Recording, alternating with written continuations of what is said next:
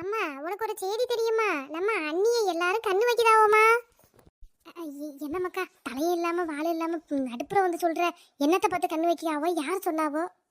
இல்லம்மா நம்ம அண்ணியோட கல்யாணத்துல அவங்க முடிய பார்த்துட்டு எல்லாரும் கண்ணு வைக்கிறாவோமா? என்ன இவ்வளவு பெரிய முடியா இருக்கு, இவ்வளவு அழகா இருக்கு அப்படின்னு எல்லாரும் கண்ணு வைக்கிறாவோமா? ஆமா ஆமா, ஏன் காதுலயே விழுந்துச்சு பாத்துக்க. நம்ம மருமகளுக்கு இருக்கிறத பார்த்துட்டு வச்சுக்கணும்னு அது பொறுப்பு கிடையாது. அடுத்தவங்க கூட்டு மருமகளை பத்தி கண்ணு வைக்கிறதே ஒரு வேலையா வச்சிருக்காராவுமா. முதல்ல என் மருமகளுக்கு சுத்தி போடணும் அவ முடிய. அம்மாடி புது மருமகளே, இங்க வாமா.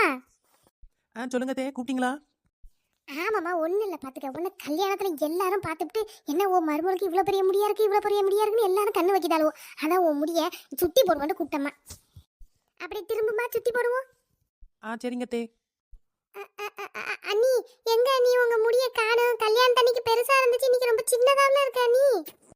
ஓ, கல்யாணத்தன்னைக்கு உள்ள முடிய பத்தி தான் ரெண்டு பேரும் பேசிட்டு இருக்கீங்களா? அதோ இருங்க வந்துடுறேன்.